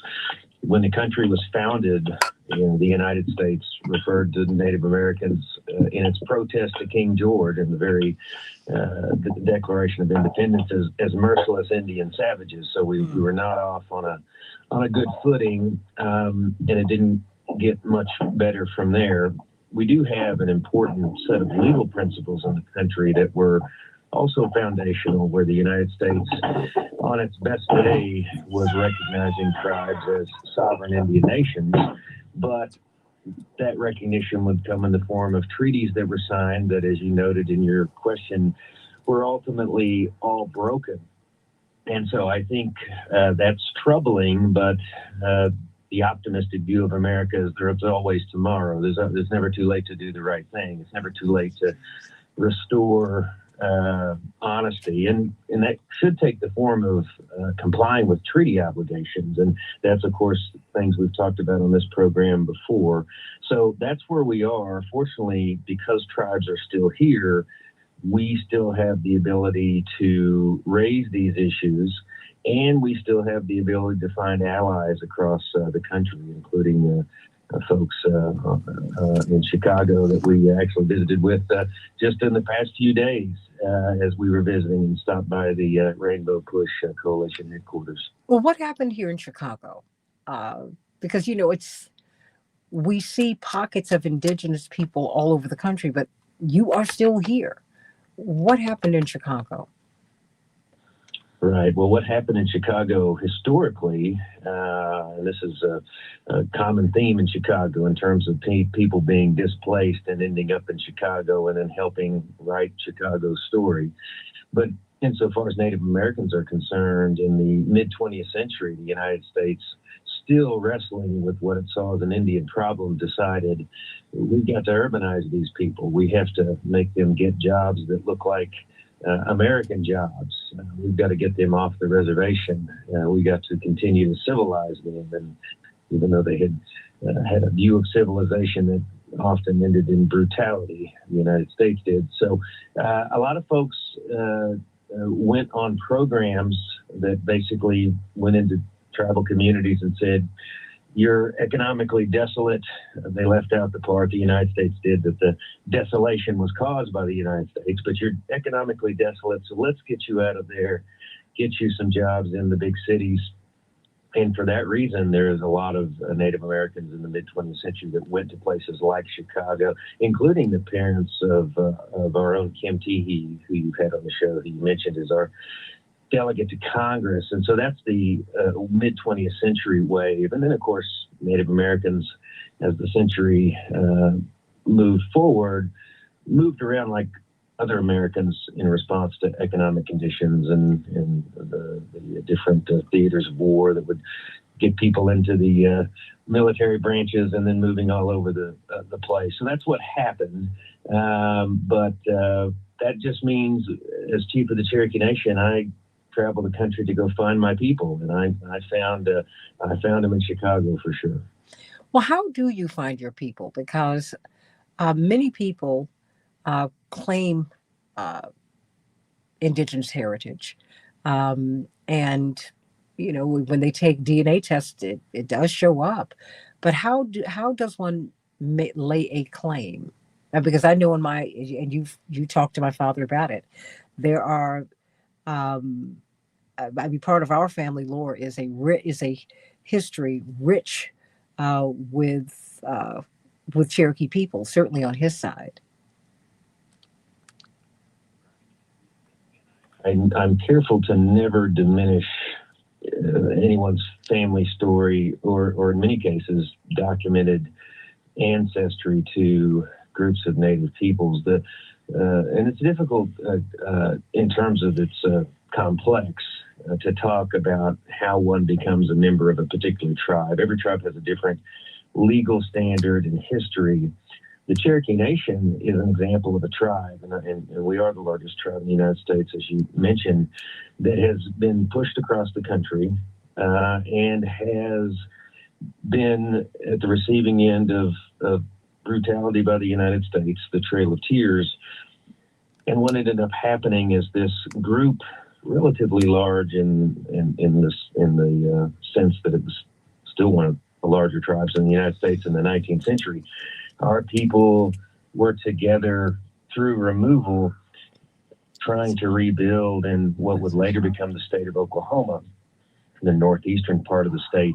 At the turn of the 20th century, when the United States decided to break another promise and impose the state of Oklahoma on top of tribal lands, even though it was promised to us forever and ever, and other tribes as well, they decided to start counting Indians in the form of a census known as the Dawes Rolls. Dawes Rolls is a construct of federal law collected by people, and as long as people are involved, there can be flaws, and as long as it's federal law, there can be bias. But they did a census, and those who were in the right place at the right time, who were documented Cherokees or had a oral testimony they could provide that they were Cherokee, were on the Dawes Rolls. Now, none of that means that there weren't Cherokees today, or there weren't individuals today that can trace their way back to earlier rolls or earlier histories that connect them to where our people live. So the Dawes Rolls is an imperfect document because human beings made it, but that is the base roll for the Cherokees. And if you were to walk in, or let's just say someone were to walk into our office Monday and say, hey, I believe I'm a citizen of this nation or I'm eligible, we would then work with you to document your way back to that period of about 1907 when the Dawes Rolls were compiled, and we would say, can you trace it back? That's a challenging thing to do here in 2026. That's a lot of generations, but that's the standard, and it's the standard embedded in both tribal law and reflected in federal law. Well, let's go to the case of your representation in Congress. When was that decided? Number one, when did Indigenous people become citizens of the United States? I think many people would be surprised by that, that it took centuries for that to happen. And then bring us back up to speed with your representation in Congress. I think one of the most interesting and really difficult issues in all of the history of the relationship between the United States and tribes, which is, are we part of this government of the United States? Did we consent in the first order to be citizens? And the answer is no. And in fact, the United States and the tribes understood that for the longest time after the country's founding, the United States founding. It was not assumed and not deemed that tribal members were citizens of the United States. In fact, we very much were not, and that was part of the great challenge for the country and for tribes. So as time wears on, and we get to the end of the 19th century and the conclusion of the treaty era of the United States, in which the United States continued to make and break treaties, the United States decided they weren't really going to treaty with tribes anymore, but they still had to deal with us as sovereign Indian nations because of America's own legal principles and court cases and the stubbornness of treaties that were still staring them in the face. But how do we deal with a country that's growing and America is extending its writ across the map, and there are all these tribal reservations set up. So there was pressure to make Native Americans citizens, but many Native Americans didn't want to be American citizens. We were fine governing our own affairs. For the Cherokees, we had assimilated a bit quicker at around the turn of the 20th century than other tribes, but it was uneven. Some pockets of Cherokees were assimilating and some were not. The treaties themselves gave Cherokee citizens, our treaties, towards the end of the 19th century, citizenship, but all of Native Americans across the country were not in the same boat. And so in 1924, Congress passed the Snyder Act, and a very simple act with not many sentences said, essentially, oh, by the way, any Native Americans who are not citizens as of now are citizens as of this act. Which is really interesting, Santita, because America is based on consent of the governed. And in 1924, the United States is saying some of these Indians that were never citizens, we're not really going to ask them. We're just going to tell them they're citizens. And I sometimes wonder what, if anything, some of those tribal citizens across the country thought at the time as they were had been shuffled away to reservations and desperate economic conditions, and then the United States is bestowing citizenship upon them.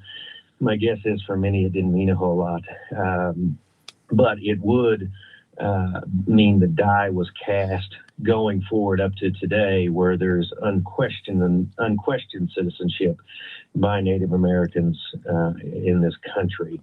So it's an interesting history, and many people do not know that a great many Native Americans were not citizens, even during World War I, where Native Americans disproportionately served in military service to the country, and yet we're not citizens. So more people should know about that, and hopefully that won't be whitewashed away, but that's something we should talk about. Now, you had asked about representation and Kim Teehee and our quest to have her seated, I believe. Yes. What? Please help us to understand what that is, because many of us would be surprised. Dr. Zogby, who is still with us, and Ariel Gold, and an attorney, Daryl Jones from the Transformative Justice Coalition. Many people would be surprised that you're actually supposed to have a member of your nation seated in Congress. Brian Lee, did you know that they should have someone seated in Congress? Did you know that? No one knows that, Chief Hoskin. No one knows. You and your program for being one of the early media outlets to let us tell our story when we first asserted this right in 2019. Now, I'll take us back briefly through history, but I will say this. You're right when you say no one knows in the large sense, and people are surprised. Some of those people are members of Congress, and that's part of the problem, is the steep education curve for members of Congress on this issue. Let me set the scene. It's 1835. The Cherokees, my people, are in our original homeland in what was the southeastern part of the United States then and now, places like Georgia, Tennessee, parts of the Carolinas. And the United States has an Indian problem. They have a Cherokee problem. They got to move us, and they keep asking us to move. And we keep stubbornly saying we were here before anyone ever heard of the state of Georgia or anyone ever invented the United States. We'll just be staying right here. So the United States gets impatient. Andrew Jackson sends his people to negotiate a treaty for us to get up and move. We're not having it. And so President Jackson negotiates with a faction of Cherokees, a minority, gets a treaty, and that treaty, for reasons having to do with subsequent history, ends up being still the supreme law of the land. There's a few treaties after that help shape what Cherokee Nation is in terms of rights and obligations today. Now, in that treaty, the most important thing immediately for Cherokees is it said we will get rounded up by a certain date in 1838, and we will move to our new homeland in what would later become Oklahoma, where I'm speaking to you from now.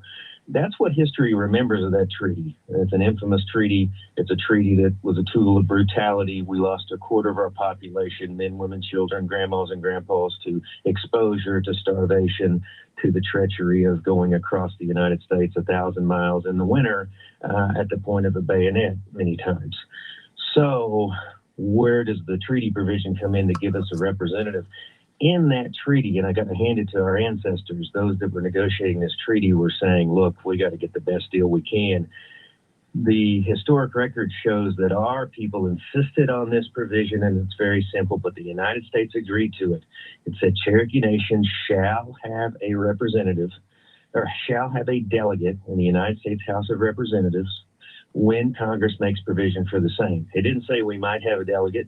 It didn't say there's an expiration date on whether we get a delegate. It says we shall have it. Well, that provision would lay dormant until 2019 when I appointed Kim Teehee as our delegate to Congress, and we've been knocking on the door at Congress ever since. I've been learning since I've been chief now for 7 years that Congress is a rough place. Congress is a tough place. You can find some allies in Congress, and we have, but it takes time to get something that is, frankly, as radical as the notion of a tribe having a delegate in the House of Representatives. We just have to keep working in it, Santita. The progress we've made is measured in this way. First of all, public awareness. You're right that most of the country has no idea, but we've made some progress. We've gotten some media attention, and we've certainly raised this in the minds of our citizens. But the second thing we've done is we made the Congress examine the 1835 treaty for the first time in history. In other words, the Congress was glad to have that treaty done in 1835 so it could solve its Cherokee problem, shuffle us across the map. But they didn't really want to examine it again after that. They were done with it. It was a useful tool of brutality and sort of colonization across this country. But we made them look at it. And so we have a congressional record now that examines that very simple sentence. That's something we've been trying to build on. But all I can do as chief is every time somebody asks me about it, I say, look, is America at her best when she keeps her promise? Yes, she is. Should the United States keep its promise to Native peoples? Yes, they should. Well, I've got a treaty provision that is still the supreme law of the land, and it ought to be enforced. That's all I know to do, Cynthia. Chief Chuck Hoskin, the head of the Cherokee Nation. We are so excited. We've been so excited to really plan this connection and to have you on the show once again. Of course, you're going to be at the Rainbow Convention along with Dr. James Zogby, who's with us, and Ariel Gold and Attorney Darrell Jones. In about a minute, why are you going to be at the Rainbow, Chief Hoskin? We're honored to have you. Of course, you're part of the Rainbow, of course. First of all, I want to be a part of it because of what it stands for. And I'm learning more, but I grew up as a kid looking at the TV screen, seeing Reverend Jesse Jackson deliver an amazing speech that moved me. And I saw it moving my parents. And that was probably the most important signal that this man stood for something great. Of course, that was in the 1980s. He had already been a champion, and the Rainbow Push Coalition had already been well underway by then.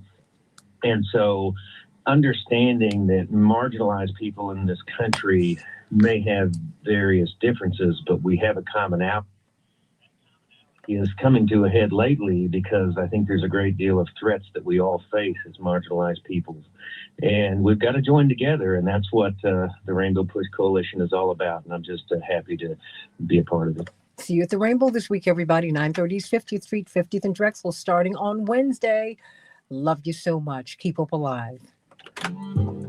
That's Coming it. up, we'll have I closing know there's thoughts nothing to say on from the Reverend coming Jesse back. Jackson. What was that? Right here Chief on Hoskin? Keep Hope Alive.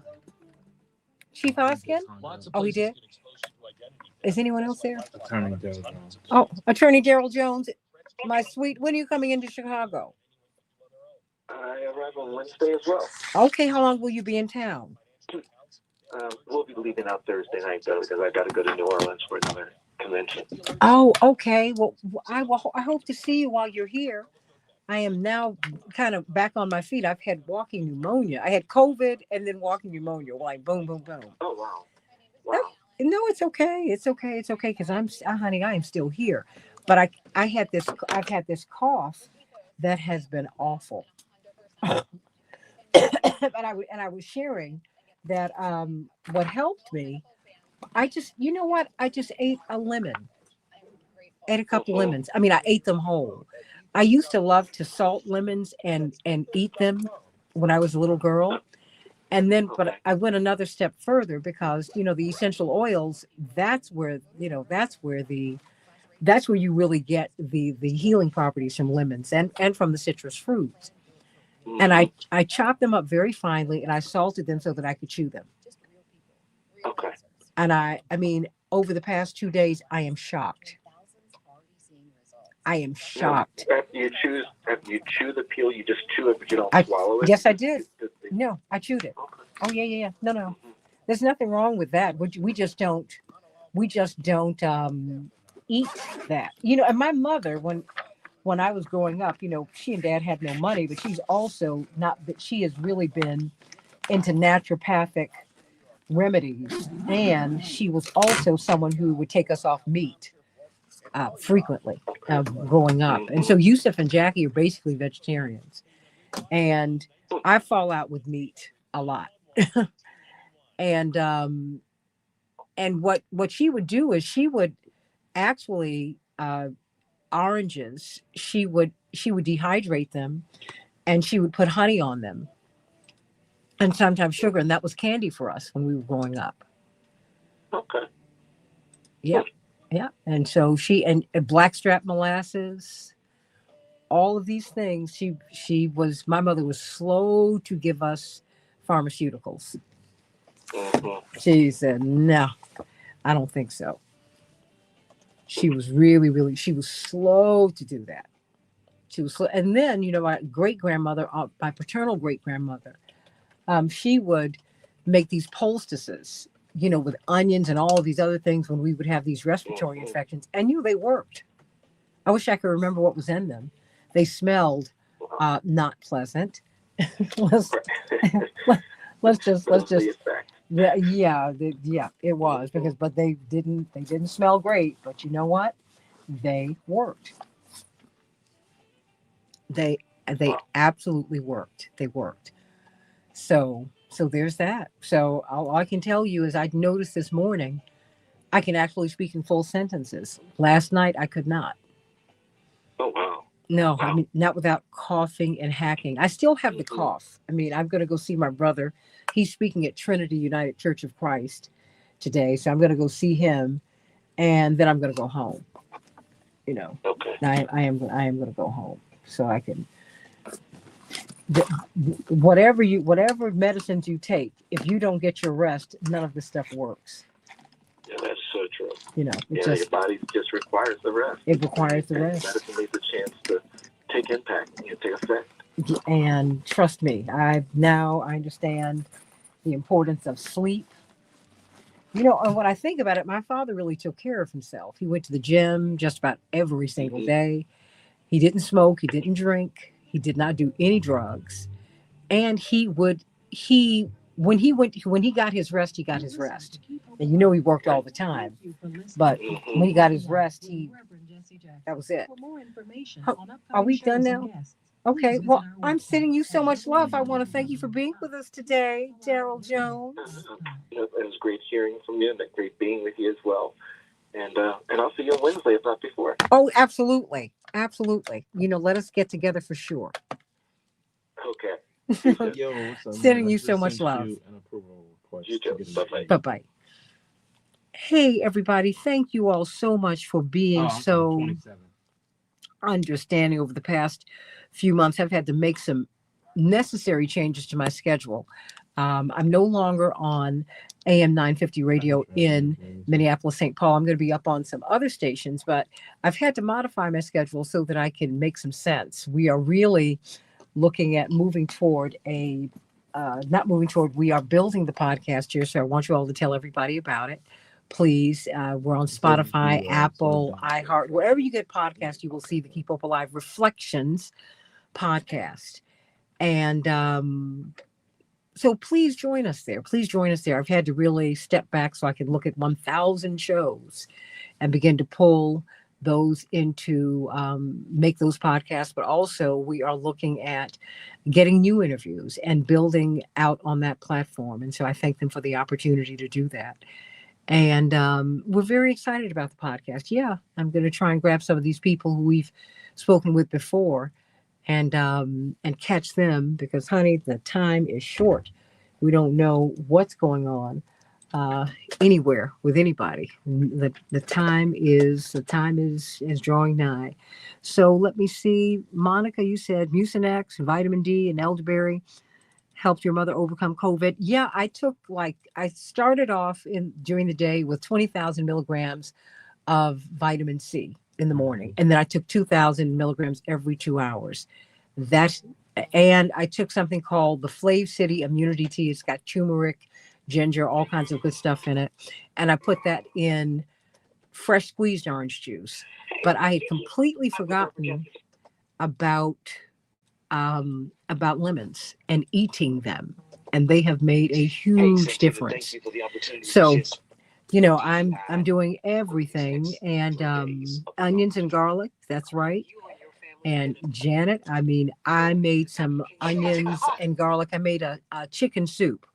I I baked the chicken, then I put it in chicken broth and boiled it, and then added a lot of vegetables, lots of onions, garlic, and all of that. So, and I have to watch garlic because, believe it or not, I have an allergy to garlic. Oh, so I have to watch that. But I love you, everybody, and thank you so much for being with us. Want to see you at Rainbow Push this week.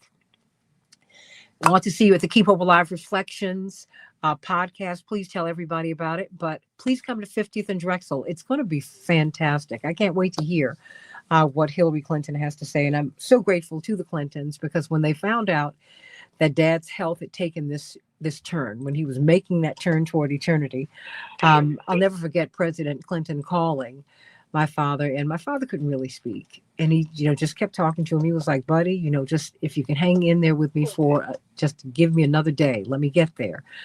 And, he's had his own health struggles. And 2 days later, he was there and he brought Mrs. Clinton, and they came and sat with us and prayed and talked for a little more than 2 hours. And it's just, they've been really, really, they've been gifts. And I have to tell you, one of the things that I can say about them is this. One of the wonderful things is that even when we have had political disagreements, they've never made them personal. They never fell out with you. I can't say that about many of our greatest allies. Many, many people I know make it very personal and can be very harmful, but they never did that. Ever. And quite frankly, they've been very, very helpful to all of us down through the years. I mean, when I think of President Clinton bestowing upon me and the civil rights movement the great honor of singing the national anthem at his inauguration in 1997, what a tremendous honor that was. I mean, to share the stage with a Jesse Norman was just one of the highest honors of my life. And they're those kinds of people, the Presidential Medal of Freedom that they awarded my father. And in times of distress, the fact that they would call and just avail themselves, they've just really been wonderful people. And we've had our disagreements, and I don't need to even go into that. But they've been wonderful people, wonderful people. And they took, when they went into the White House, when they went into power, they took people of all backgrounds with them. Don't let that be lost on you. They did do that. Everybody. So I love you, everybody. I will see you. Check me out on the SantitaJackson.com, on SantitaJackson.com. This will be over there as well. And I'm sending you so much love. I love you all so much. I hope to see you at Push. What'd you say? Rest in heaven to my dad. Oh, yeah, girl, he has gone on. I've never seen anyone go to the light and want to come back. And sometimes people ask me how it is that I can have the disposition that I do, once that uniform comes off, having experienced this transition. And I'm writing about it now, actually, and you'll hear me talk more about it. But I will say this. I do have my moments. It was, I miss my father more than I can tell you. I miss him with all of my heart. I'm grateful that God let me have him this long. That having been said, my father told me a couple of things because he always lived under the threat of assassination, and I never knew a day that he would live, that I thought that he would live to see the end of. I never knew that. Never, ever, ever. And so, but he would always tell my brothers, my sister, and I, if you cannot make it beyond me, then I will not have done my job. I need you to make it. And that was something that my mother and father were very, very, very focused on, because my sister Jackie, my brother Yusuf, my brother Jesse and Jonathan, the five of us grew up with security in our house and the police out in the front. I mean, people were literally trying to kill Dad. The man who went to kill Mrs. Alberta King, Dr. King's mother, was on his way to Chicago first to kill our father. The man who tried to kill Vernon Jordan actually sat outside of our office for a week, trying to figure out how he could kill Dad and get away, but he couldn't figure out a getaway. And he became frustrated, went back to his car, heard that Vernon Jordan was going to be in Indianapolis, and he drove there and shot him and almost killed him. But our parents wanted us to continue on and to continue on in service. And that is why we're here. And like I said, I know there's no one I know who's gone to the light who's wanted to come back. My father didn't just get a portion. He asked for a double portion, got it, and tried to get some more. He just kept on trying to serve. And so when I think of that, when I think that he sings because he's happy and he is singing because he's free, when I think that he's no longer in a wheelchair and he can actually drink water if he wants to. I don't know if you really need to do that up there. But he would go like a week without having anything to drink because he couldn't swallow. Couldn't speak. He was really in an unimaginable amount of pain, but he kept on pushing. And he did not leave until he said, I will not leave you until I know you're going to be all right. And I thank God for him. And please pray for the Leak family. Mm-hmm. Spencer Leak Jr.,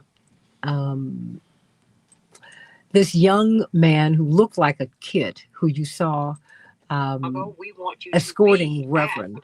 He stayed with him. He literally he and his mother came to pick Daddy up after he transitioned. And he stayed with him until we interred our father. He made his transition last Sunday, and it's been devastating. Hey, everybody. The Leak family. You know, it's one thing for people, Ryan, to know you. And this is Ryan. Oh, where he is. There you are. There he is. Wait, oh, come on, you guys. Wait, here we go. Oh. Here we go. There we go. I was trying to get us back up. But it's one thing for people to... Yeah, there we go. The Reverend Jesse Jackson. Hey, Ryan, say hello to everybody. Good morning. There you go. It's one thing for people to... Reverend Jackson, I guess after he ran for president and all of that, when he had become iconic, a lot of people embraced him then. Certainly gave him some respect. But there was a time when my parents had no money. There was a time when Congressman Jonathan Jackson was almost pushed out of the hospital where he was the first Black child to be born because my parents had no money. And they said, there's nothing else we can do for you, so you're going to need to go. And it was only because Dr. King came that next morning that my brother was not thrown out of the hospital to die. You know, there are the gravy years, and that happened really after my parents did not really have a lot of stability financially until I was an adult. And that was okay. You know, we've had a great life. But you know, we've had our challenges. And when my mother and father decided to go work for Dr. King, they had to leave the housing at the University of Chicago. I mean, so it was a very, very tough decision. But my mother said, you can't not accept this opportunity because Dr. King is a great man. And this is when Dr. King was really beginning to move into unpopularity, but they recognized his greatness and loved him. And my parents needed a place to live. I think I was 3. Jesse was 2, and Jonathan was 1. And Spencer's family told my father, and they were the most prominent black funeral home in Chicago. And Reverend A.R. Leak, he was a minister, and when you deal with the Leaks, you see that they said that their funeral home was founded by God. And if you show up there, they're going to bury you with dignity, whether you have money or not. And they said, we have a place where you can stay. And well-to-do people typically have properties that they own where they collect the rent. But no, the Leaks had us move into their apartment building where they lived on the 2nd floor, and we lived on the 3rd. And there was a prominent beautician who lived on the 1st floor. That's the kind of people they are. That Reverend A.R. Leak and his wife were, and Uncle Spencer, and then his son Spencer, and his son Stephen, and Stacy, and his beautiful wife Donna. I mean, they're just beautiful people. Reverend Leak said, if you are going to help our people, we're going to help you. You young man, you're doing great work. Everybody, keep hope alive. My father wasn't ordained yet. Like I said, you never forget the people who help you when they don't have to, when you have nothing. And I'm the eldest, so I remember people teasing us, asking what your father did. Does he have a job? When is he going to get a real job? Even though their parents would show up. So my father could help them to keep their jobs, right? It's okay. It's all right. God is good all the time. All the time, God is good. So I love you, everybody. Have a wonderful, wonderful time, and hope to see you at Rainbow Push throughout the week. And please say a special prayer for the Leak family. His passing, I guess the great legacy of Spencer, who was not yet 60, he was 56, is that he is so missed by so many people. He was beloved. May you live your life in a way that when you go, people will miss you. That people will say, wow, you walk this way. Love you, Miss Wanda. Yeah, that young man who you saw when we were down in South Carolina, he made his transition. And so everybody stay safe. May God bless you. I will see you at the Rainbow this week at 50th and Drexel. I love you all so much. Love you, love you, love you. Like and share the show. And remember the Keep Hope Alive Reflections podcast. Get on over and listen to us and tell everybody about it. I love you. Love you, everybody. God bless. Say goodbye, Ryan. Bye. Check out the podcast. Have a great week. Yay! Love you, everybody. Bye-bye.